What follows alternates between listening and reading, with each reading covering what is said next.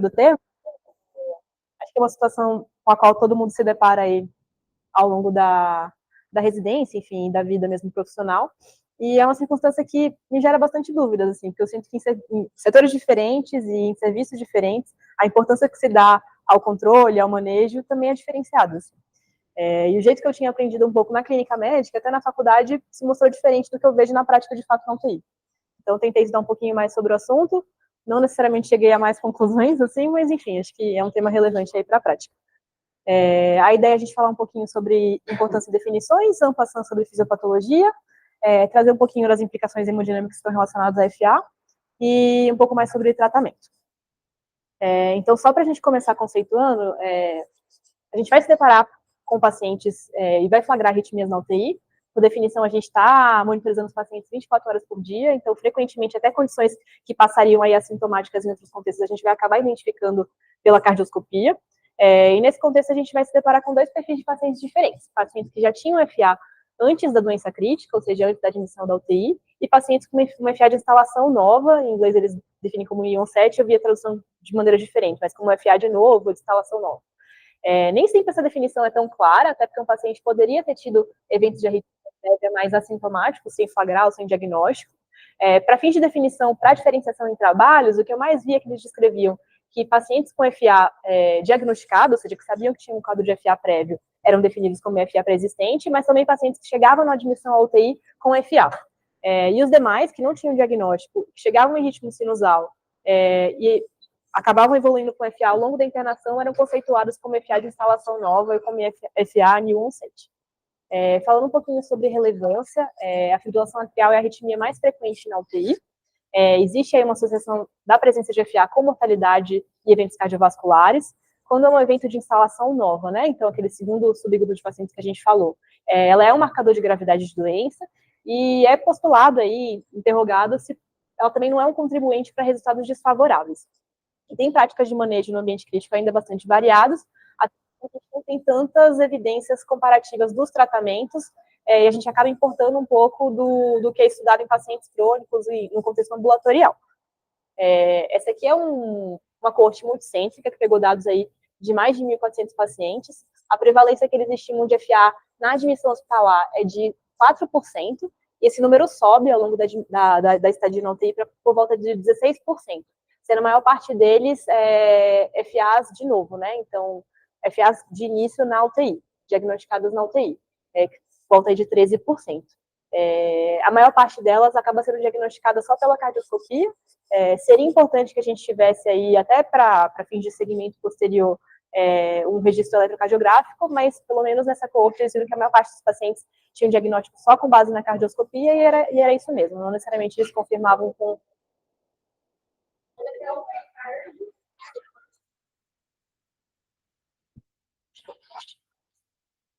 o eletro. Essa aqui é uma coorte holandesa, que eles mostram aí uma associação da apresentação de uma FA de novo com uma internação mais prolongada, tanto em UTI quanto em internação hospitalar, e uma associação também com aumento de mortalidade. Um estudo observacional, enfim, a priori sem relação de causalidade, mas parece ter uma associação aí.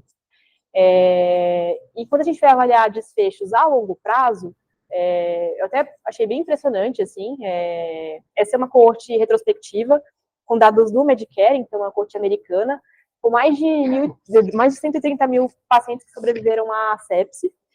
Desses, 7% tinham apresentado uma FA de novo na internação, e esses pacientes tinham um risco muito maior de recorrência de FA ou de uma nova apresentação de um episódio de fibrilação atrial em relação a pacientes que não tinham tido FA na internação, de 54% versus 15%.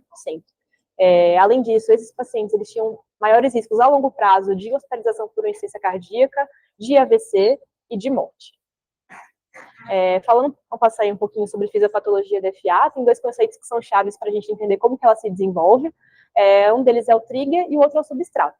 No geral, quando a FA ela começa, então, uma FA paroxística, né, que ela tende a se resolver espontaneamente, ela está muito associada ao sistema autonômico, então algum desbalanço aí com predomínio de um sistema simpático e de catecolaminas, que acabam ativando batimentos ectópicos, no geral, no momento inicial, em regiões próximas às veias pulmonares. Quando esse evento acontece, né? Essa iniciação acontece, mas ela não tem um substrato, ou seja, um átrio que é arritmogênico, que perpetua essa FA, no geral isso costuma ser autolimitado, então resolve-se sem necessariamente alguma terapia específica. Mas se o paciente, seja por fatores crônicos, doenças crônicas como hipertensão arterial, a própria idade, não tem alguma alteração, se ele tiver alguma alteração de substrato, então um remodelamento desse átrio que o torna ritmogênico, isso tende a se perpetuar. E aí a gente vai ter uma FA que pode ser persistente ou até permanente. Isso falando um pouquinho da FA até fora do ambiente crítico mesmo. Como eu tinha mencionado, assim, no geral, esses triggers, eles se dão inicialmente em regiões próximas às veias pulmonares, que é onde existem alguns prolongamentos de miocárdio, que tem tanto uma anatomia, a organização de fibras e o próprio funcionamento eletrofisiológico um pouco diferente, que predispõe à iniciação quando ele tem algum fator desencadeante específico, principalmente algum distúrbio autonômico. Então, uso de álcool, isquemia, estiramento atrial, são alguns fatores que podem acabar incidindo aí para uma iniciação de uma FA. Então, só retomando um pouquinho, estiramento atrial, isquemia, algum desequilíbrio autonômico acaba fazendo uma ativação de um batimento ectópico, principalmente nessas regiões, e se ele encontra um substrato que é predisposto, essa FA se torna persistente. Inicialmente, a FA é muito dependente desses triggers, então desses focos ectópicos, no geral ela começa sendo paroxística, começa com iniciação ali próximo das veias pulmonares, posteriormente a própria FA vai perpetuando o processo, então gera-se ali algum circuito de reentrada que faz com que ela seja persistente, e aí já tem alguma alteração em remodelamento, pelo menos funcional desse átrio, até que o átrio é completamente remodelado, a gente tem múltiplos circuitos de reentrada dispersos por todo o átrio, a FA deixa de ser tão dependente ali daquele foco ectópico e acaba se tornando uma FA permanente. Então, pensando no contexto de UTI, né, a gente vai ter dois perfis de pacientes. Pacientes que tinham um átrio normal, não tinha nenhum tipo de fator de risco predisponente e chegam com um átrio normal na UTI, então sem um átrio arritmogênico, e pacientes que já foram expostos àqueles fatores de risco que já chegam com um átrio arritmogênico. E aí, durante a doença crítica, a gente vai ter uma série de fatores que vão estar relacionados tanto com o remodelamento atrial, então a formação do substrato, quanto a precipitação do trigger, né? Então, pensando em estresse inflamatório, seja séptico, seja estresse cirúrgico, sobrecarga hídrica, que levaria aí, talvez uma distensão desse átrio, tudo isso agiria ali, formando esse átrio um pouco mais arritmogênico, então levando a reestruturações elétricas e até estruturais mesmo desse átrio, predispondo à formação de substrato. E a gente tem aí uso de vasopressores, medicações, o próprio estado catecolinérgico da sepse, uso de beta-agonistas, outros estresses, até ele menciona a sincronia ventilador-paciente, levariam aí a um aumento do estímulo adrenérgico, então um desbalanço autonômico, que geraria um trigger. E esse processo ele vai se perpetuando. Então, só para mencionar e colocar em destaque alguns dos elementos que estão muito relacionados tanto à iniciação quanto à perpetuação da FA na UTI, uso de vasopressores, distúrbios eletrolíticos, alterações do equilíbrio da atividade autonômica e sobrecarga hídrica, que são condições muito prevalentes nos nossos pacientes. E por que a FA ela vai ter implicações hemodinâmicas, né? Existem alguns mecanismos postulados, o que eu mais vi a respeito é a perda do kick atrial. O que seria isso? Assim, num ritmo sinusal, os átrios eles vão contrair de maneira sincrônica e organizada, e no fim da diástole ventricular, existe a sístole atrial, com a contração desse átrio de maneira organizada e coesa, que leva ao aumento de um gradiente pressórico entre as cavidades, então entre átrios e ventrículos. E estima-se que em pacientes saudáveis, essa contração atrial é responsável pela ejeção de 20 a 30% do volume de sangue entre átrio e ventrículo. Talvez esses números possam ser ainda maiores em pacientes que são mais dependentes desse gradiente pressórico para o enchimento ventricular. Então, pacientes com disfunção diastólica, isso é especialmente verdade na sepse, tem um coração mais duro, tem um ventrículo mais duro, então eles vão ser mais dependentes desse kick atrial, desse aumento de gradiente pressórico para conseguir o enchimento ventricular. Ou às vezes alguma alteração valvar, então uma estenose mitral ou uma estenose aórtica, pensando em câmeras direitas, talvez uma estenose tricúspide também. Então, a perda desse kick atrial seria um dos fatores que levariam a uma piora da performance cardíaca. Esse aqui é um trabalho experimental em cachorros, em que eles induziram fibrilação atrial. Ali em cima dá para ver a eletrocardiografia, né? Embaixo a monitorização de uma PA invasiva femoral. E por último, ficou meio apagado, é difícil de ver, mas é um catéter para mensuração da pressão dentro dos ventrículos, dentro do ventrículo esquerdo, mais especificamente. E ali, inicialmente, o cachorro está no ritmo sinusal. A gente vê que na curva de PAI a gente tem uma curva que é bem regular, junto com o ritmo. E embaixo ele tem uma pressão diastólica final no ventrículo esquerdo por volta de 27. E aí, no segundo momento da fita, a gente tem já um ritmo de FA, uma frequência aí por volta de 150. A escala ficou um pouquinho diferente, mas a pressão está praticamente a mesma, mas a gente já tem uma redução expressiva ali na pressão diastólica final de ventrículo esquerdo, que fica por volta de 14. Então, ele estima aí que isso acontece principalmente por conta dessa perda do kick atrial. Existem outros mecanismos também postulados aí para piora do trabalho cardíaco no contexto da FA. Esse é um trabalho que tentou isolar o quanto que a própria irregularidade da FA poderia contribuir para piorar a performance e o índice cardíaco, né? Então, o que eles fizeram? Eles induziram um bloqueio atrioventricular, e aí eles faziam... Na verdade, estou confundindo os trabalhos. Esse é um trabalho que pegou pacientes que, na verdade, tinham uma indicação de ablação de uma FA paroxística. Então, eles chegavam na mesa de anestesia em ritmo sinusal, eles induziam a FA para tentar identificar o foco para ablação, e eles gravavam uma fita desse ritmo. Posteriormente, eram pacientes que já estavam monitorizados, então eles faziam um valor ali basal de débito cardíaco no ritmo sinusal, quando eles induziam SFA, e a gente tem uma queda de débito cardíaco, e depois instalavam um marca-passo. E aí colocavam um marca-passo em VVI, inicialmente com uma frequência de 60, posteriormente ele colocavam em VVI com uma frequência que era estimada média durante a fibrilação atrial, então se o paciente tinha uma FA com a frequência média por volta de 150, seria por volta de 150, e depois esse VVT era como se fosse um ritmo que ele conseguia induzir baseado na gravação que ele fazia da FA do paciente. Então, ele conseguia estimular os ventrículos exatamente na frequência e com a regularidade que tinha sido flagrada na FA quando ela tinha sido desencadeada. E a gente vê que entre o VVI, no ritmo médio de FA, com a mesma frequência, ou seja, isolando o fator frequência cardíaca, que era praticamente a mesma, só fazer os batimentos no ritmo irregular já inferia numa queda de débito cardíaco.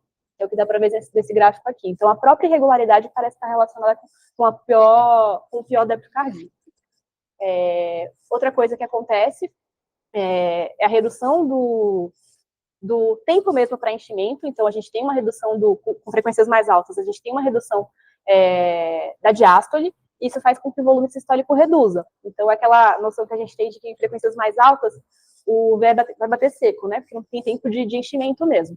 Esse é um trabalho que avaliou pacientes que colocaram marca-passo por conta de uma FA de baixa resposta ventricular, e a gente vê que conforme ele vai aumentando a frequência em VVI, ele vai reduzindo discretamente o volume sistólico, só que como a gente está aumentando a frequência cardíaca, e a gente sabe que o débito é a multiplicação desses dois fatores, a gente acaba tendo, na verdade, um aumento do débito cardíaco porque a frequência é preponderante nessa relação.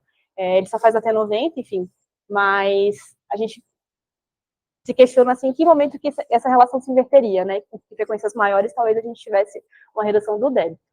E esse é um estudo que tentou avaliar mais ou menos isso, é um estudo experimental em cachorros. O que eles fizeram foi deixar os cachorros completamente monitorizados, então, com cateter de PAI femoral e um Swan Ganz. Era induzido ali um bloqueio atrioventricular, e eram colocados 2 marcapassos diferentes. Um marcapasso atrial para estimulação no ritmo próximo ao ritmo de FA, e uma marca-passo ventricular, para fazer uma frequência dissociada, né? Eram cachorros, então eles partiam de uma frequência mais alta de 160, que era o controle, com débito cardíaco, o índice cardíaco, na verdade, de 2,4, e o que eles viram é que quando eles setavam uma frequência ventricular abaixo do que a frequência controle dos sujeitos, então abaixo de 160, tinha uma queda do índice cardíaco, mas em frequências maiores. O que é curioso é que não necessariamente o ventrículo ele respondia numa frequência mais alta. Então, a partir de 160, o ventrículo de fato ia fazer uma frequência por volta de 110. Isso não tendia a aumentar, a despeito deles aumentarem a frequência em VVI no marca-passo, e o débito parecia se manter estável. Então, a despeito de uma frequência setada maior, a frequência efetiva acabava ficando um pouquinho abaixo da frequência controle, e não parecia haver uma redução do débito cardíaco. Eu não achei nenhum trabalho assim, que mostrasse com clareza a partir de que frequência o débito cardíaco começaria a reduzir. Assim. Eu tinha uma noção, acho que imputada assim na mente, de frequências maiores que 150, a gente esperaria mais instabilidade.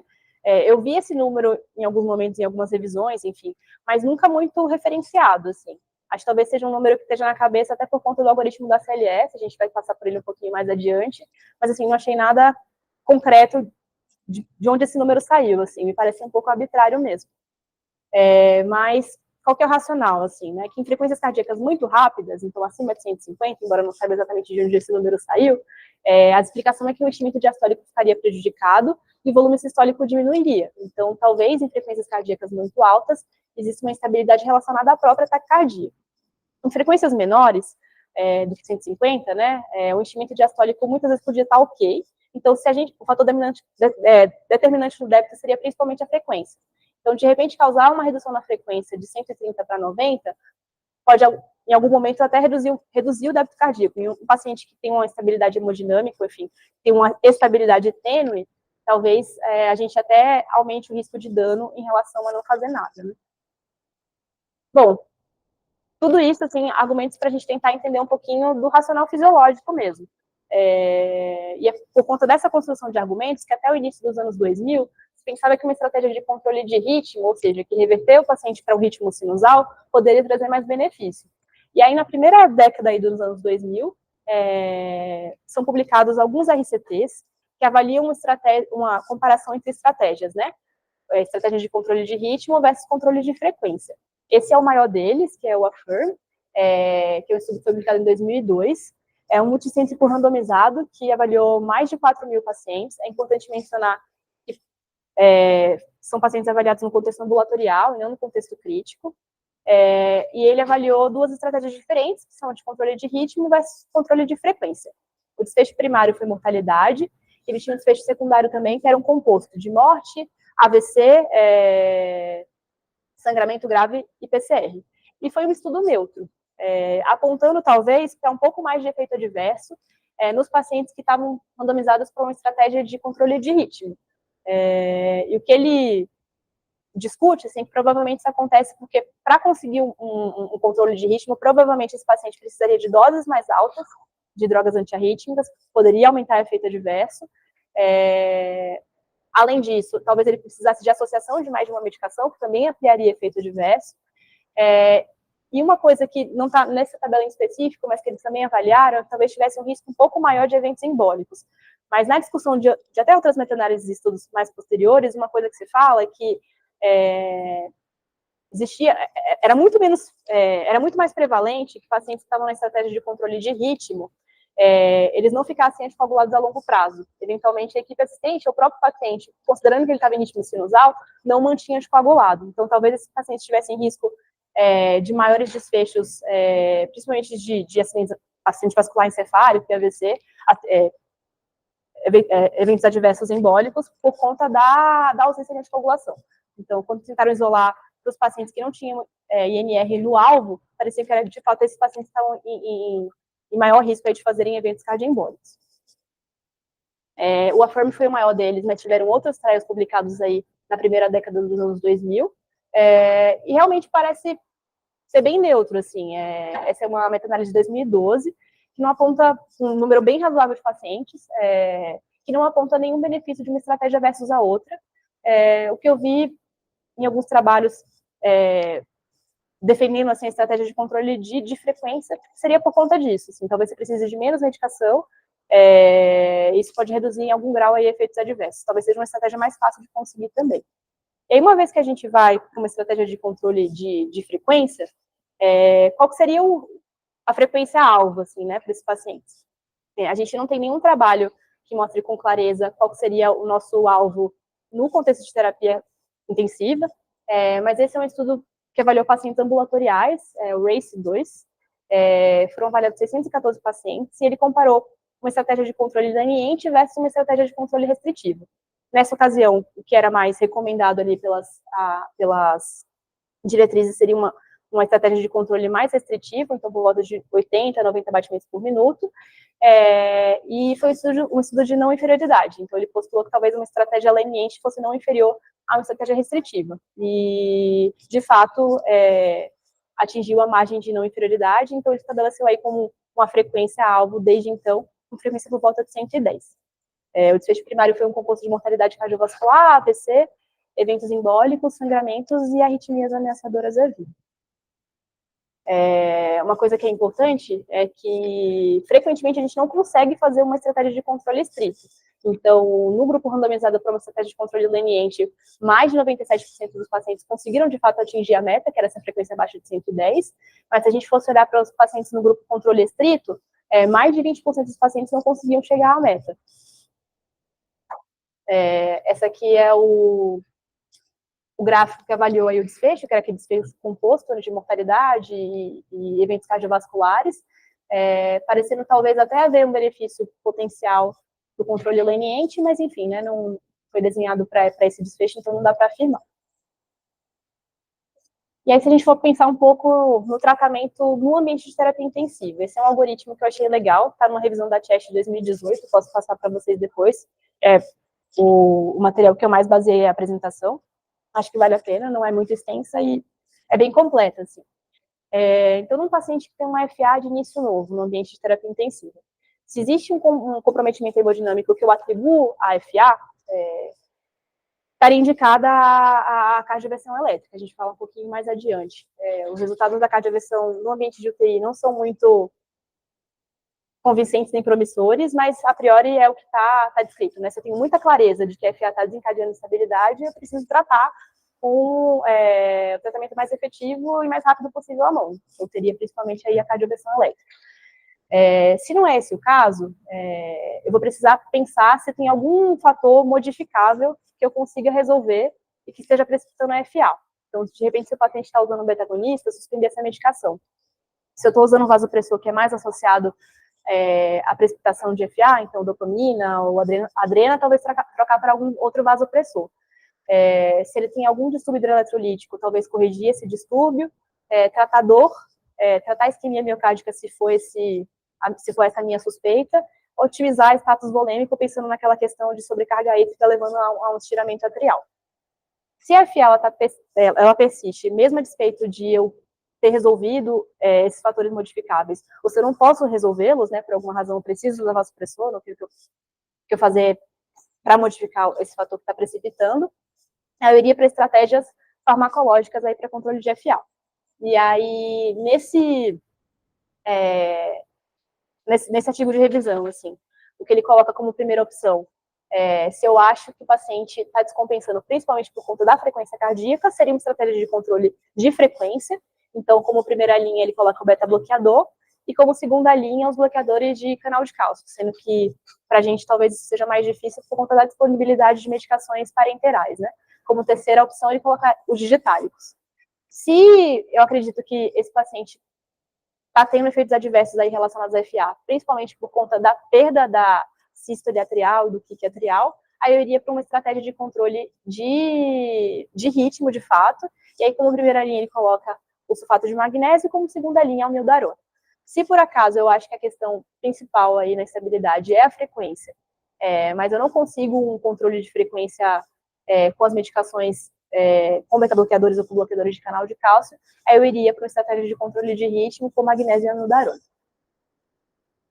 Só falando um pouquinho sobre a cardioversão elétrica sincronizada, então, acho que foi daqui que veio esse número de 150, que pelo menos está gravado em mim, do algoritmo da CLS, e a priori ele recomenda realmente que se o paciente tem um ataque à arritmia e a FA está inclusa aí, com uma estabilidade que advém da própria arritmia, eu consigo flagrar isso, né? Então ele começa a FA e descompensa, estaria indicada a cardioversão elétrica sincronizada, lembrando que na FA a energia necessária é maior do que no flutter, né? Então, Isso varia um pouco de acordo com a literatura, mas é dito para começar pelo menos aí com 120 joules no primeiro choque. E como identificar, assim, né? Se é essa FA que está precipitando a minha instabilidade, ou se o paciente tem uma instabilidade por alguma outra razão e a FA é mais um epifenômeno, né? E o marcador de gravidade não necessariamente a causa. Esse é uma tabelinha que eu achei no IBCC e que eu achei boa, assim, acho que dá para resumir um pouco do que a gente pode tentar avaliar. Novamente, a frequência, então, se é uma frequência abaixo de 150, é improvável que a instabilidade seja por conta da arritmia. Se essa FA ela é crônica ou se a instabilidade ela começou antes da FA ser precipitada, se eu tenho um fator de risco muito claro para a instabilidade que parece se sobrepor à FA, então sepse, uma pancreatite, um TEP, e se o paciente tem um coração normal. Essas seriam razões aí para a gente pensar que provavelmente a FA ela é mais um epifenômeno e não necessariamente está precipitando instabilidade. Se eu tenho frequências mais altas do que 150, se é uma FA de novo, se eu consigo enxergar muito claramente que a FA, depois que o evento começou, o paciente começou a deteriorar, se eu não tenho outra condição clínica muito clara para instabilidade, e se eu tenho, por alguma razão, um paciente que é muito dependente daquele kick atrial, então daquela diferença pressórica para o enchimento ventricular, então um paciente que tem uma hipertensão pulmonar, que tem alguma alteração valvar do tipo estenose mitral, ou uma estenose aórtica, ou uma disfunção diastólica, e principalmente se um paciente tem um outro distúrbio de condução associado, tipo o Parkinson-White, possivelmente eu tenho um FA como agente precipitante da instabilidade, e aí estaria indicada a cardioversão elétrica. Os resultados, assim, não são muito animadores. Esse foi um estudo que avaliou 72 pacientes, que na somatória foram submetidos a 209 choques. Depois do primeiro choque, cerca de 71% dos pacientes conseguiram reverter para ritmo sinusal, mas isso caía, assim, vertiginosamente nas primeiras 24 horas. Então, em uma hora, caíam de 71% para 43% dos pacientes, né, voltavam a ritmo de FA, e se fosse avaliar em 24 horas, esse número caía ainda mais para 23%. Apesar disso, a maior parte dos pacientes, 3/4, voltavam para ritmo sinusal no fim da estadia da UTI. Uma porção até considerável, 1/5 dos pacientes espontaneamente, mais ou menos metade aí com infusão de amiodarona. Só para mostrar um pouquinho dos resultados ali que o trabalho trouxe. Então, era usada uma energia alta, a maior parte dos pacientes eram chocados já no primeiro choque com uma energia de 200 joules, e a despeito disso, a gente vê aquela queda ali vertiginosa realmente na taxa de sucesso de cardioversão para o ritmo sinusal, 70% mais ou menos no momento do choque, caindo para por volta de 40% depois de uma hora, e 25% aí com 24 horas do choque. E aí a gente cai um pouquinho nos tratamentos farmacológicos, né? Uma coisa que eu achei curiosa é que o tratamento ele é variável e é variável ao redor do mundo, assim. Nos Estados Unidos, essa é uma coorte daqueles dados do Medicare que a gente tinha falado um pouquinho mais atrás.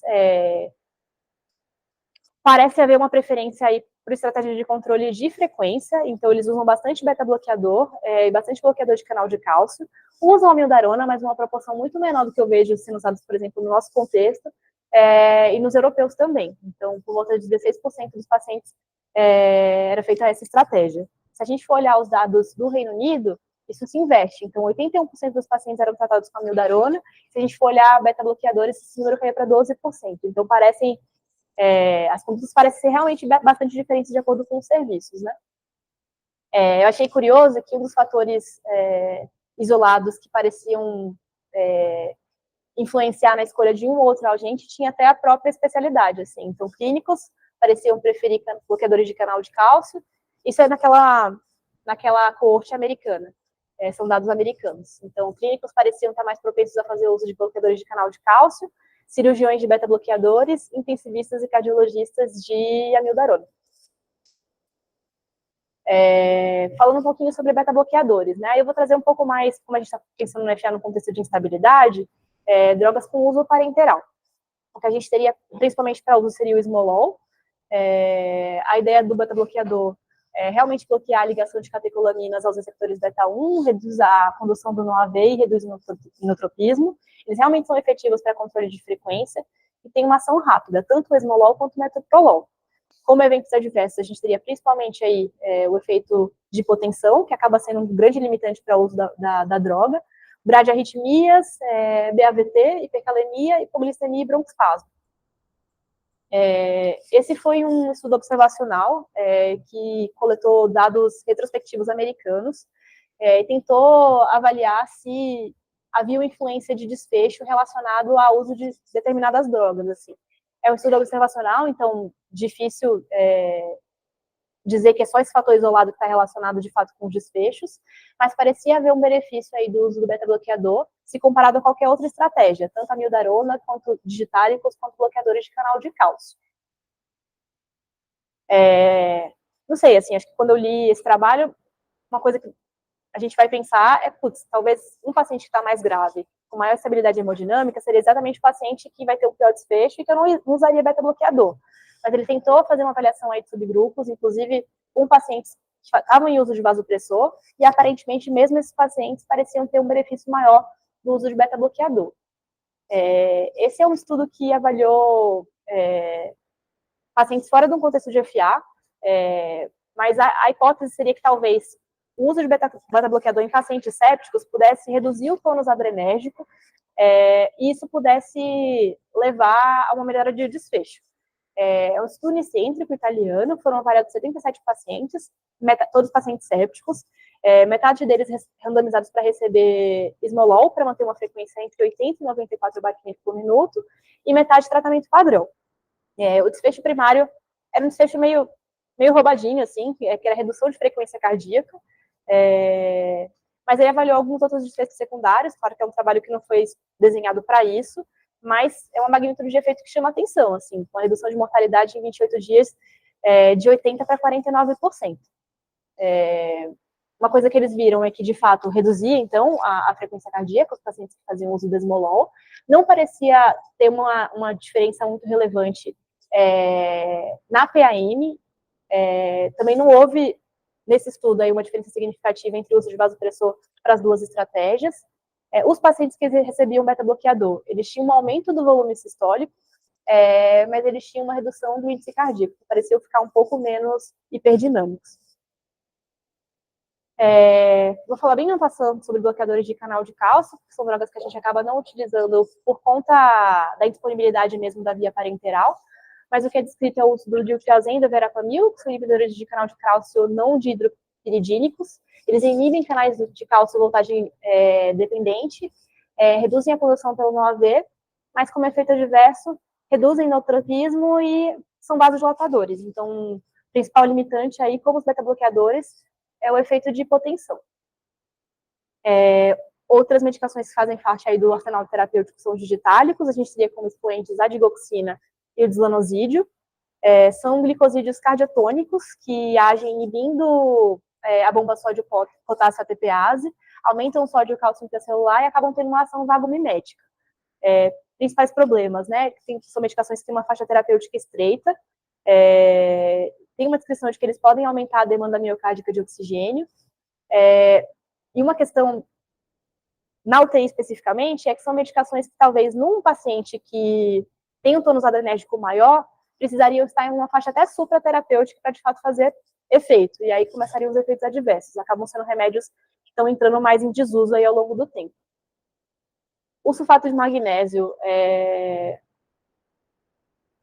uma medicação que é estudada, o que eu vi, assim, são resultados ainda meio conflitantes, mas parece ser uma droga que tem benefício, principalmente em associação, assim, como adjuvante a outra medicação antiarrítmica ou, por exemplo, a cardioversão. A dose, ela varia também na literatura, mas de 1 a 3 gramas em 10 minutos, podendo ser repetida.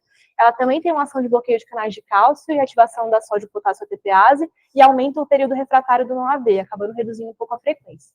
A eficácia também é variável aí na literatura, não achei nenhum dado muito claro, nem tão consistente, mas tem uma ação relativamente rápida, até 30 minutos, e como efeitos adversos em doses mais altas, é descrito rebaixamento de nível de consciência, depressão respiratória e bloqueio do NOAV.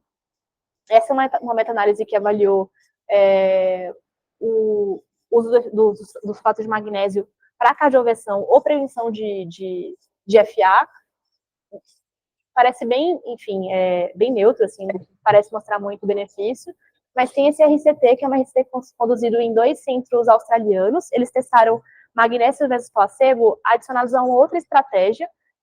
Achei curioso que é um estudo relativamente recente, de 2017, mas a maior parte dos pacientes estavam recebendo digitálicos. Então, era a associação de magnésio com digitálico versus digitálico mais placebo. E era uma dose alta de magnésio que foi usada, 5 gramas, sendo metade nos primeiros 20 minutos e demais em 2 horas. Os desfechos avaliados foram redução de frequência para baixo de 100 ou conversão para ritmo sinusal, e pareceu ter um aumento, de fato, na proporção de pacientes que conseguiu reduzir a frequência e conversão para o ritmo sinusal usando essa adjuvância com magnésio. Só uma imagem de trabalho. E por fim, a amiodarona, né, que acho que é a droga que a gente acaba utilizando mais. É uma medicação que tem uma ação antagonista fraca, adrenérgica, também faz bloqueio de canais de potássio, cálcio e sódio, e aumenta um período refratário, reduzindo a condução pelo nó. É uma estratégia eficaz, mas ela leva mais tempo para fazer efeito, então, no geral, quando a gente usa a amiodarona, a gente vai precisar de mais tempo para conseguir avaliar essa resposta. E tem efeitos adversos, né? Menos hipotensão, se comparado a outras estratégias que a gente mencionou, mas principalmente no uso a longo prazo, muita toxicidade sistêmica, então cutânea, ocular, hepática, pulmonar e tireoidiana. A gente viu um caso lá na GN, acho que há algum tempo atrás, a maior parte dos residentes viram esse caso de um paciente que abriu o quadro de uma tempestade tireoidiana depois que ele fez uso de contraste e amiodarona também. Esse é uma RCT que comparou a estratégia de bloqueador de canal de cálcio com a amiodarona bolus e a amiodarona bolus e manutenção. O diltiazem parece ter uma ação maior em redução de frequência, mas ele é mais frequentemente descontinuado por conta de hipotensão. Então, considerando o nosso perfil de pacientes e o risco de hipotensão das medicações que a gente mencionou, a amiodarona acaba sendo uma medicação de maior escolha, né? Uma coisa importante também é que ela tem pouco efeito inotrópico negativo, diferente das outras medicações que a gente mencionou, então tem um uso potencialmente vantajoso em pacientes com IC. Só elencando um pouquinho das medicações que a gente pode usar para FA, de acordo com o risco de causar hipotensão, então medicações que causam menos hipotensão para mais hipotensão. Fenilefinil é um remédio que a gente usa pouco na UTI, mas digoxina, magnésio teriam menor risco aí de hipotensão associada, a amiodarona seria um risco intermediário, bloqueadores de canal de cálcio e beta-bloqueadores, maior risco aí de hipotensão associada. E um outro risco associado ao FA, que a gente mencionou um pouquinho lá atrás, mas que é importante da gente pensar, são os eventos cardioembólicos, né, principalmente para o sistema nervoso central. E uma dúvida que a gente vai ter é quando se iniciar a anticoagulação para esses pacientes. Esse é um estudo também observacional, uma coorte retrospectiva, que avaliou pacientes com FA e sepse, que não tinham outras indicações de anticoagulação, a não ser SFA de instalação nova na internação. Pacientes que foram anticoagulados, no geral, não tiveram redução do risco de evento isquêmico, de AVC, mas pareceram ter mais taxas de sangramento associadas. Outra coisa que eles avaliaram foi o desempenho de alguns scores, inclusive o Chades-Vasque para estratificar o risco de AVC durante a sepse, e é um score que não performa bem no contexto agudo. Só lembrando um pouquinho do score, esse é um score, o Chades-Vasque é o score que a gente usa para estimar o risco aí de eventos cardioembólicos e para indicação de anticoagulação. Então, ele avalia alguns fatores de risco, como IC, hipertensão, idade, diabetes, antecedentes de doença vascular ou de AVC prévio. Idade pontua a depender do valor, né? Um pouquinho diferente. E se paciente do sexo feminino, acima de 2, no contexto ambulatorial, se salvo as contraindicações, estaria indicada a anticoagulação, né? E no pós-UTI, assim, né? Se agudamente talvez não traga grandes benefícios, mas está associada a maior sangramento, será que um paciente que desenvolve FA ao longo da estadia na UTI, mas volta a ritmo sinusal, estaria sob o risco aumentado de eventos cardioembólicos? Me parece que sim. Essa é uma coorte de pacientes americanos, acho que a gente chegou a mencionar um pouquinho lá atrás, no começo da apresentação. O que eles viram é que sim, pacientes que têm uma FA nova na UTI têm um risco aumentado de AVC em relação a pacientes que não tiveram FA, que é até próximo ao risco de pacientes que já tinham diagnóstico prévio, então que já tinham FA pré-existente. Nesse perfil de pacientes, os scores de risco, inclusive o Charles-Vasque, parece ter uma discriminação semelhante para pacientes que têm um FA prévio. Então, interrogo, esse talvez seja uma janela de oportunidade para profilaxia de evento arterial trombótico, ou talvez, se eu não vou começar uma anticoagulação na UTI ou na enfermaria, talvez esse paciente mereça um segmento pós-ETI um pouco mais próximo, né? Bom, fazendo um resumo, assim, acho que esse é um evento extremamente comum na UTI. O que eu levo de lição, assim, dessa revisão é que é um marcador de gravidade de doença, mas pode também estar relacionado e pode também estar contribuindo, na verdade, para resultados desfavoráveis.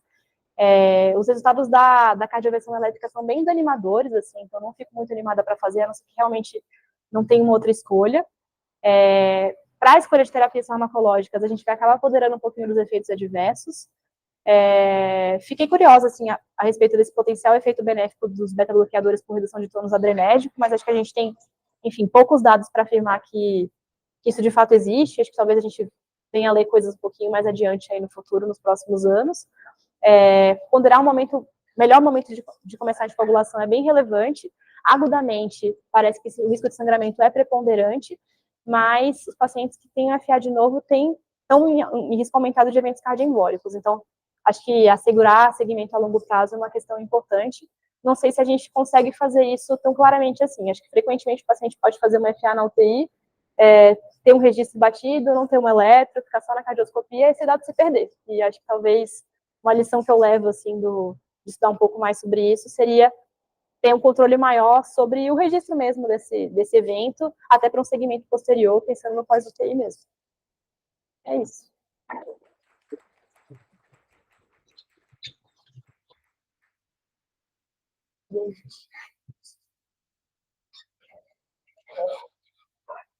Bastante coisa em dúvida do dia a dia mesmo, né? Por favor. Bom, você trouxe bastante coisa para a gente discutir. Acho que, primeiro, eu ia te perguntar por que você resolveu estudar esse tema, qual foi a angústia?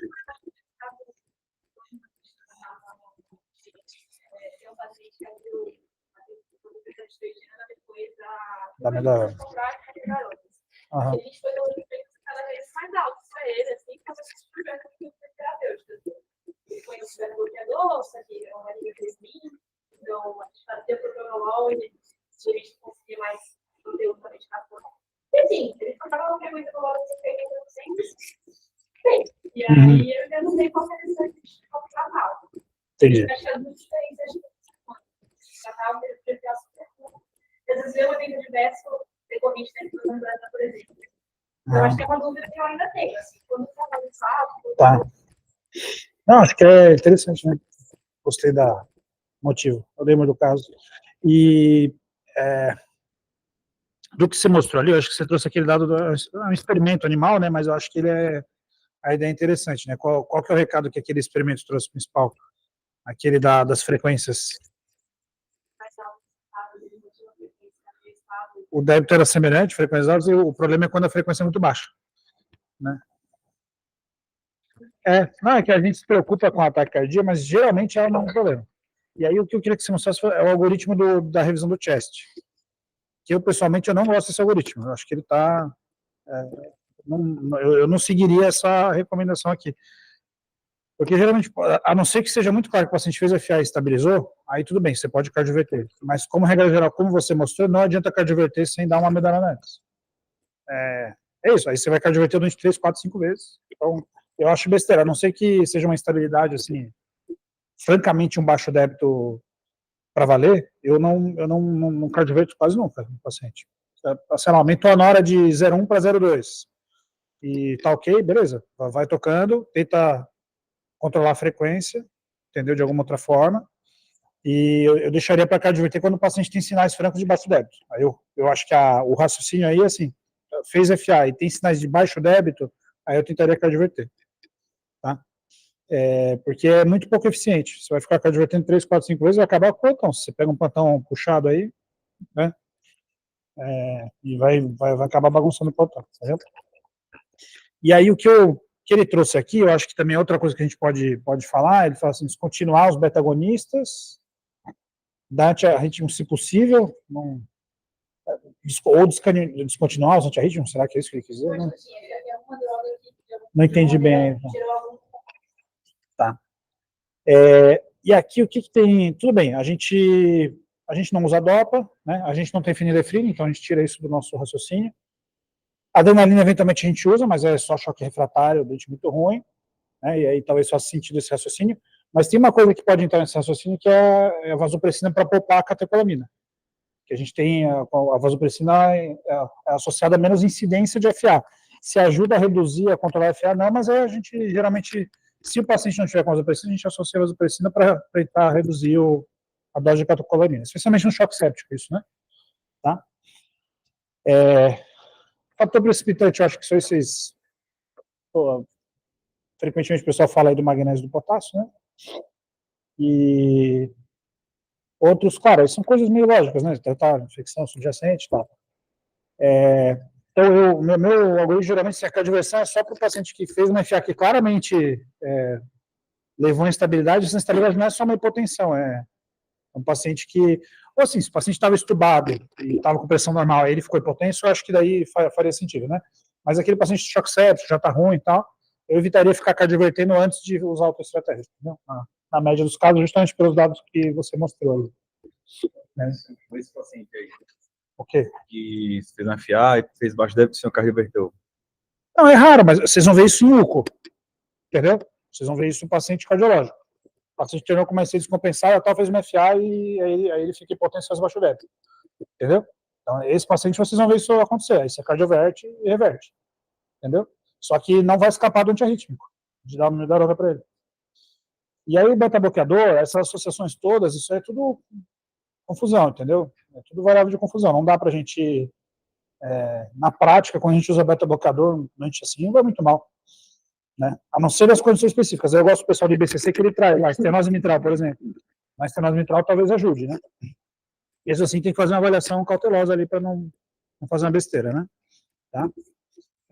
Ou hipertensão pulmonar, situações onde o seu paciente já está limítrofe, como você comentou. Né? Hã? O que você acha? Vocês já usaram? No Encore a galera usa mais. Funciona? Eu acho que passa o efeito muito rápido, assim. Você acha que passa o efeito muito rápido? Muitas vezes, mas ele falaria no HU. Maria, quero que tinha. Quero que tinha, assim. Fiz magnésio e cedilanite para os pacientes. Demorava, assim. Acho que eu cheguei fazendo PS em Core também. Mas em algum momento funcionou, assim, depois de umas 3, 4 horas. Eu acho que qual que é o grande problema do cedilanide? Qual que é o mecanismo de ação dele para controle de frequência dos digitálicos? É o efeito vagotônico, né? E se você pega um paciente com choque séptico, que está adrenalizado ali até a cabeça, não vai funcionar. Você pode até tentar, mas provavelmente na dose que é recomendada não vai fazer tanta diferença. Às vezes tem médico, você está fazendo um monte de coisa, não está dando certo, aí você tenta também, entendeu? Mas eu acho que não é uma droga que vai ajudar muito. Talvez no paciente que já tem ciência cardíaca, não sei, né? Acho que fica aquela coisa meio... Não é muito claro quem que vai beneficiar ou não, né? Aí, assim, a nossa prática aqui, ou seja, a gente usa o magnésio a maioria das vezes e acho que é melhorada mesmo, né? Acaba sendo a droga de escolha e quando a gente vai ver é o medicamento que é mais efetivo, só que é cheio de efeito colateral. O que não pode fazer? O paciente receber mildarona na UTI e depois ele ir para casa com essa mildarona. Aí depois alguém tem que avaliar se ele tem alguma cardiopatia estrutural ou não, se tem alguma suatra doente ou não, e aí deixar um beta-bloqueador a longo prazo, entendeu? Em vez de deixar ele sair do estoque com a mildarona, né? Mas eu acho que para a gente na UTI acaba sendo a droga mais segura mesmo. Tá? Voltando um passo atrás do que você falou da associação entre FA e desfechos, né? Mortalidade e tal. Que vocês acham dessa associação? O paciente não tinha, daí ele fez uma FA na UTI, você tratou mesmo, melhorou, e a longo prazo ele tem esses desfechos. Vocês acham que tem a ver com a FA na UTI e tem a ver com o quê?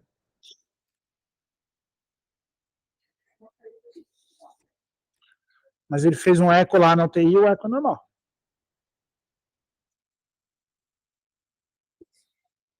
Digamos, né?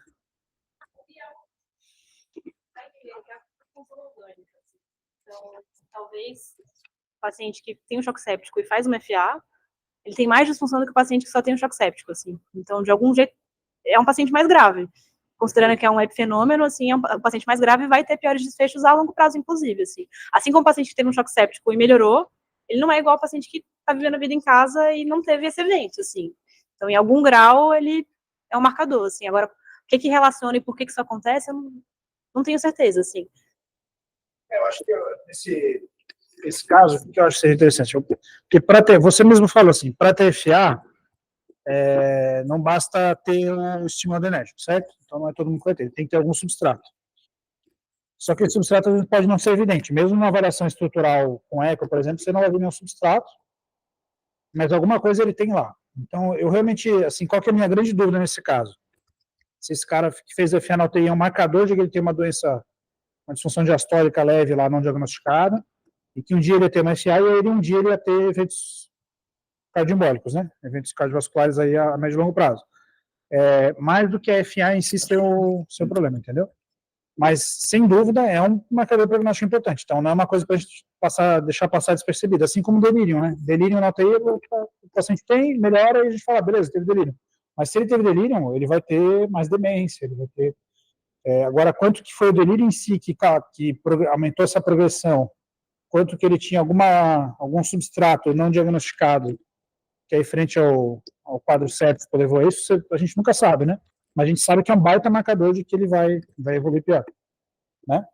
Tá? Então, a sensação que eu fiquei foi a mesma que eu fiquei quando eu li o capítulo de delírio. Por quê?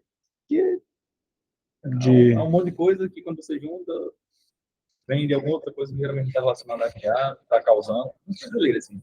Mas eu acho que assim, a gente tem que ter a ideia de que assim, é uma coisa que é importante deixar documentada, e ela trouxe bem assim, acho que a gente não pode deixar isso passar. O paciente fez FA na UTI, isso quer dizer alguma coisa para ele, vai ter impacto para ele a médio e longo prazo. Né? Não quer dizer que ele tem que ser anticoagulado, nada disso, acho que ele vai ter que ser avaliado nesse período. Né? E você chegou a ver alguma coisa de anticoagulação na UTI?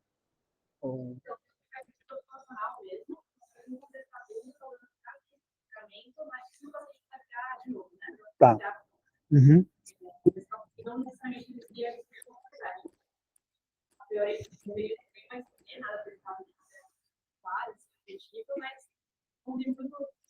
Você não viu? O que vocês vão iniciar muito fora daqui? Hoje em dia, as UTIs que internam muito paciente, às vezes que não é paciente com muita disfunção, interna mais para vigilância, vocês vão ter pacientes com interna na UTI, com FA ou não, e ele está lá descoagulando com a pixabana, agora é a moda. Todo mundo quer dar pixabana, porque tem um lobby aí que talvez sangre menos, não é no crônico, essas coisas. Eu, pessoalmente, assim, se o doente está meio ruim, eu fico de cabelo em pé, porque é um doente que você vai ter que fazer alguma coisa, tu vai estar anticoagulado, né? Então, a gente sempre fica na dúvida, assim, vale a pena manter essa anticoagulação ou não. Qual que é o principal fator que vocês devem pensar assim, putz, esse doente não dá para tirar? Tirando uma válvula metálica, né? Já ter tido um evento. Então, se ele já teve evento prévio e anticoagulado, esse é um paciente que vocês têm que segurar mesmo a anticoagulação. Agora, se ele está anticoagulando para prevenir um evento, que é uma prevenção de 1, 2, 3 anos, e você está muito na dúvida, assim, geralmente por exemplo, o cardiologista ele fica muito inseguro de tirar, porque pode ter evento durante a internação, né? Mas aí tem que ponderar bem risco-benefício ali. Se você acha que está perto de ficar 1, 2 dias sem anticoagulação, não vai ser um grande problema numa coisa que você quer evitar um evento em 1 ano, 2 anos, né? Tá bom? Então, isso é uma coisa para levar em conta. O paciente que já veio com FA. Agora, o paciente que fez FA na UTI, aí é o que você falou. Se ele não tinha nada, não deixa que você vai ficar de olho, mas às vezes dá vontade, tem gente que tem vontade de começar a anticoagular, mas aí eu acho que não é nesse contexto, o paciente está super ruim e tal, não é uma boa indicação. Aí talvez ele passou da fase aguda, dá uma estratificada nele, vê assim, putz, ele tem cardiopatia estrutural, ele tem um Chaves-Vasque de 4, 5, né? Então vamos anticoagular, né? Porque provavelmente isso aqui foi só né, frente ao quadro que trouxe ele para a UTI, ele apresentou esse quadro, né? Entendeu? Mas isso em teoria, a gente teria que estudar melhor. A gente não sabe o que fazer com esse paciente que fez FA na UTI bem ainda, né? Nesse quesito aí. Certo? E a melhorando naquele que já tem, naquele que já é quilômetros, que tem essa frequência de 3, e na UTI foi lá para os seus 180, 190, você tem que mudar com isso.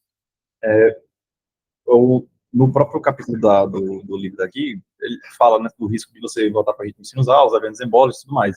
Porque a minha principal insegurança em dar amiodarona é para esse cara aí, assim. Aí eu acho que esse a gente tem que ir pro algoritmo, entre aspas, do paciente que chega com FA no pronto-socorro, saber se você vai cardioverter ou não. Então, acho que não seria errado, por exemplo, você fazer uma ecosofagem e você ter um trombo lá.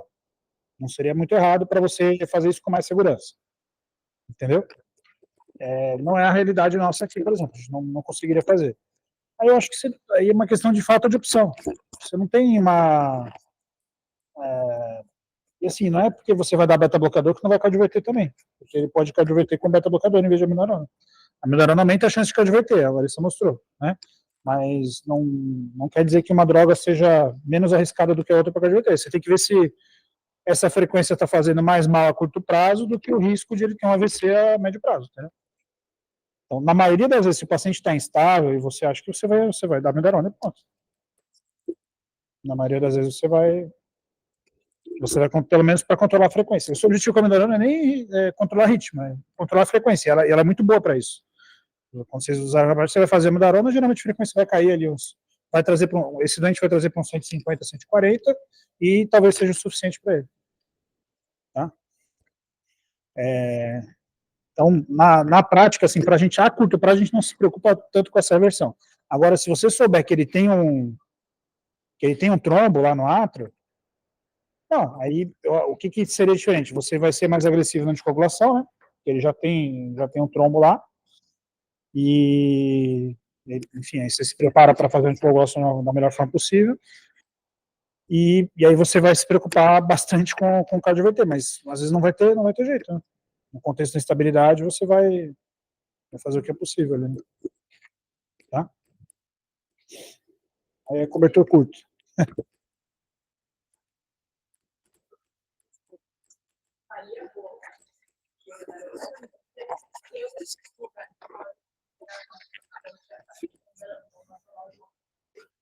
Pode ser. Eu acho que a gente não vai ter uma resposta única para isso, né? Eu acho que assim, depende de quanto que aquela frequência você acha que está fazendo muito mal para o paciente, entendeu? Se você acha que está fazendo muito mal, eu daria a dose de ataque inicial, para ajudar a controlar um pouco, né? Porque no fim, o efeito da amiodarona para cardioverter não é só a dose de ataque, é essa impregnação inicial mesmo. Depois de 24 horas, metade, pelo menos, agora não lembro as estatísticas exatas, mas mais da metade cardioverte sozinho. E tem uns que cardioverte sem nada também, né? O paciente, às vezes, ele fez FA num contexto ali deu, né, muito ruim, mas nesse paciente crônico, às vezes, o que a gente tem muito receio de usar é o beta-bloqueador. Às vezes, se ele não tem disfunção sistólica nenhuma, poderia ter uma liberdade maior para utilizar, sem grandes problemas, né? Entendeu? E ainda mais na UTI, a gente pode monitorizar, você pode tentar o esmolol e tal, né? Aquele trabalho de esmolol, eu não sei o que aconteceu, mas ninguém reproduziu, tá? Então, aquele eu acho que é um trabalho para a gente, assim, tem uma ideia legal ali, mas a gente precisa ver se aquela ideia é reprodutível, né? Não,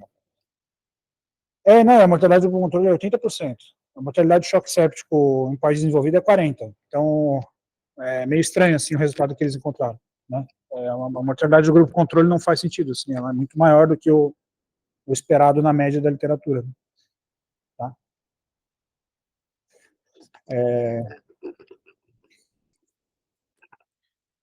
Bom, e não esqueçam do magnésio. O magnésio, assim, você mostrou aquela meta-análise que é tudo neutro, né? Mas ele ajuda, assim, teve um trabalho agora, acho que é de emergência, de você usando ele antes da amiodarona, você cardioverte uns 10% ali, mas a eficiência é baixa, mas quando você associa com a amiodarona, você melhora a eficiência da amiodarona na cardioversão. E não por corrigir o magnésio baixo, mas pelo efeito antiarrítmico do magnésio que você falou. Ele se liga no canal de cálcio e ajuda enfim, a evitar a progressão da FA, né?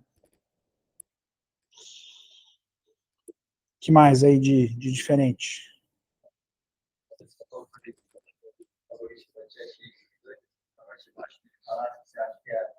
É o ritmo.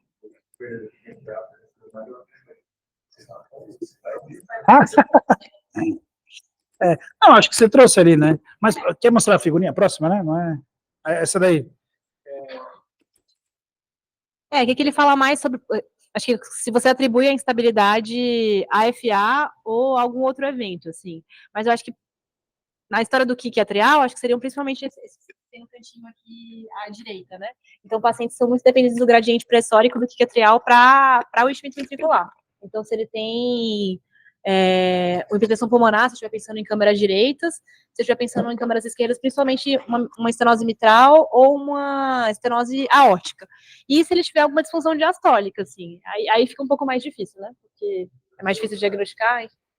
A discussão diastólica, eu acho que eles devem viajar. Porque você não sabe. Sim.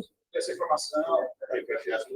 Ou, assim, se for uma discussão diastólica grave, padrão restritivo, aí tudo bem. Se for uma observação alteza. Mas você não consegue saber se não é FA. Para você ver o padrão restritivo, você precisa ver um mitral. Você precisa ver uma daí ou nada. Mas eu acho que o principal fator é esse aqui. O paciente estava ruim e fez uma FA. E o outro é o paciente estava bem e fez uma FA e ficou ruim. Entendeu? Eu acho que esse que é o principal fator para diferenciar uma coisa da outra. É o timing das coisas. Isso seria mais de seria mais de popular. Isso aí eu também acho que eles devem uma reagir. Porque assim, isso é a opinião deles. Não é a opinião deles, a opinião dos autores. Mas eu acho que a gente não tem dado para dizer que o esmolol tudo bem, mas, por exemplo, blocador de canal de cálcio, não sei. Isso aí não teria. Mesmo se os eventos adversos forem pela FA, talvez o caminho magnésio na cardioversão elétrica seja melhor do que. Não sei se eu concordo muito. Assim. E aí a gente tem a questão do esmolol, o custo mesmo, esmolol muito caro, né? Então a gente não tem uma disponibilidade, não. Na prática, a gente acaba seguindo aquele caminho com frequência por disponibilidade também. Agora, eu teria muito receio de dar um diazem para um paciente instável. Eu prefiro a cardioverter, aí sim, aí volta lá para cima. Né? Sim.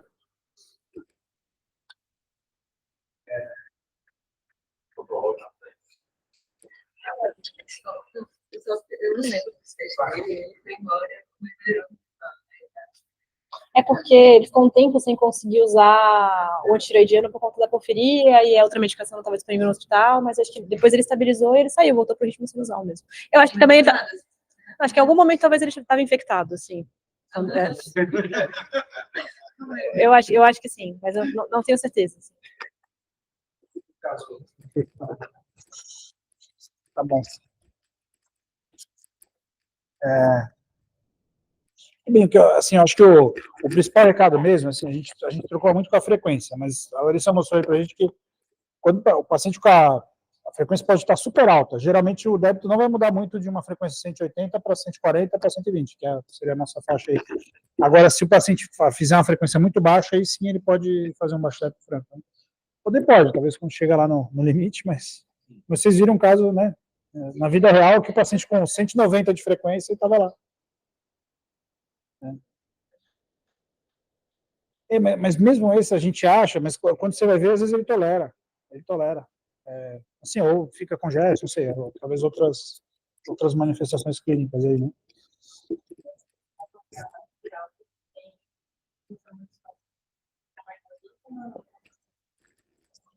Que tem intrusão invasiva?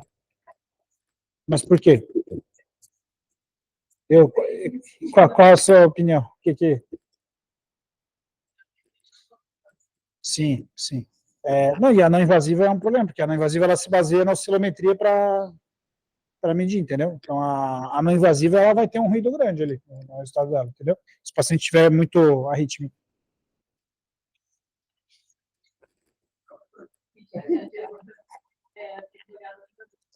Ah, é? Eu acho que a invasiva é o que você está vendo. Tá lá, você está vendo o sistólico, diastólico, né? Mas pro alvo de pressão, no fim, não vai fazer muita diferença, não. Né? Porque a média vai ficar. Não, vai ficar não.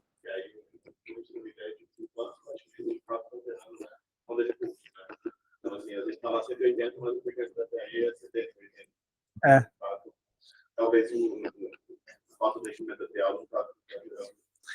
E tem isso também. Isso, quando tem pré-invasivo, a gente consegue vê isso nitidamente, né?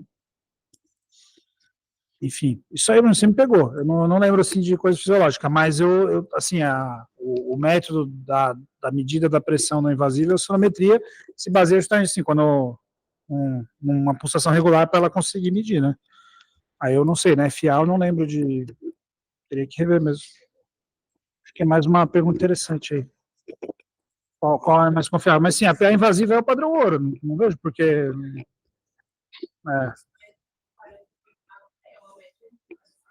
Sim, sim. Não, e você tem lá os valores, você tem os valores todos diastóricos e todas históricas, né? Você vai conseguir ver qual que é.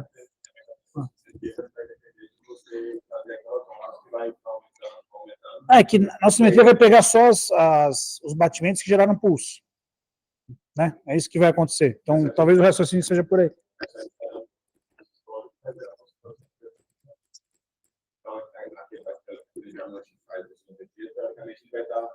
Exato. Não, é o que a minha intuição diria, mas eu não sei se eu estou certo. Entendeu? Não tenho dados aí para afirmar isso com certeza. Bom. Muito bem.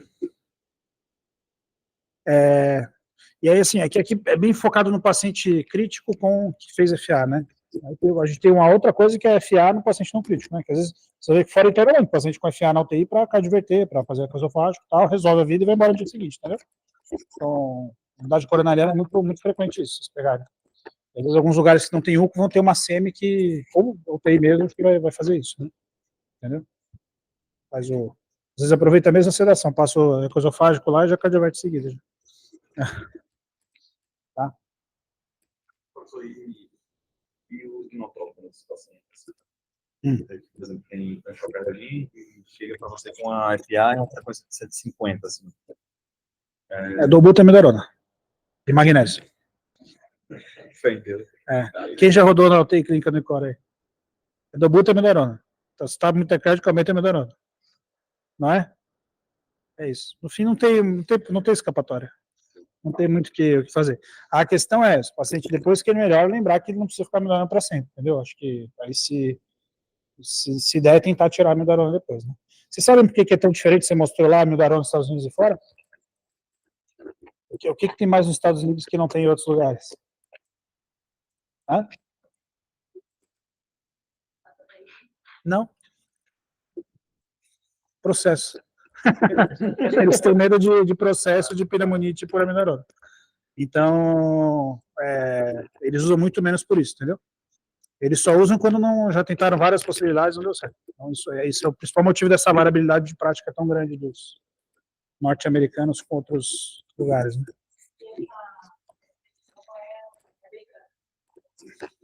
Pode ser influenciada por isso, pode ser, é verdade. Bem, tem o pessoal lá dos escandinavos, né? Eles não estão achando muita mais coisa para estudar, eles resolveram estudar FA, né? Acho que tem algumas coisas, mas ainda eram coisas pequenas. Acho que eles vão chegar num trabalho para ver estratégias de controle de ritmo e frequência na FA na UTI e randomizado mesmo, né? Eu acho que a gente precisa, né? Ter um estudo sobre isso, né?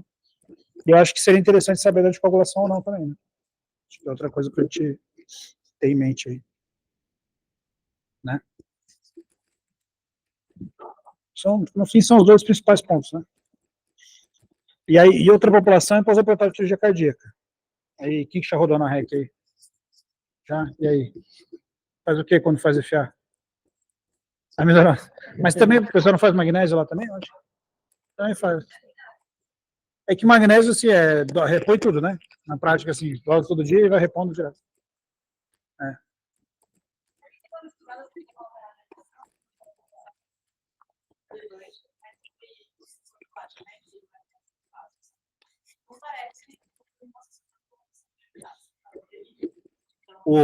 De deixar o magnésio acima de 2 e o potássio acima de 4.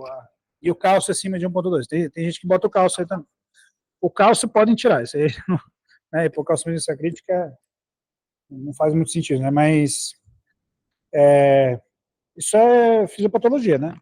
Não é muito, a gente não vai ter evidência de estudo clínico mostrando benefício da profilaxia, não, né? E a maioria das coisas que a gente faz profilático, a gente acaba tratando um monte de gente para ter um benefício, se tiver algum benefício, vai ser um paciente, vai ser muito pouco, não faz muito sentido na prática, né? Se a gente for pensar populacionalmente, né, a redução de risco absoluto deve ser muito baixa, tal, então, realmente, talvez deixar em faixas normais, né? Mas... Exato. É. Não, mas assim, até, por exemplo, a gente dosa muito cálcio e magnésio. A gente não deveria dosar cálcio e magnésio todo mundo, de fósforo, né? Só para situações selecionadas, né? Então, eu pessoalmente acho que a gente fica repondo muito o magnésio, mesmo o magnésio um pouquinho baixo, limítrofe, isso também é uma manifestação da doença crítica. O magnésio na doença crítica também cai, é normal, ele vai subir depois sozinho. Então, a gente repõe, a gente fica feliz, putz, encontrei uma alteração, repus, né? Mas o impacto dessa intervenção, dosar e repor, é muito baixo, muito baixo. É diferente, o paciente está com hipocalemia, não responde e tal, aí sim, né? Está tomando muito diurético, aí faz sentido você dosar porque você está espoliando, aí você está querendo corrigir uma alteração iatrogênica sua, né? Agora, se não for nesse contexto, talvez não deveria dosar tanto, né? Tá? Bom, chega? Tá bom, beleza. Obrigado, Lari, valeu.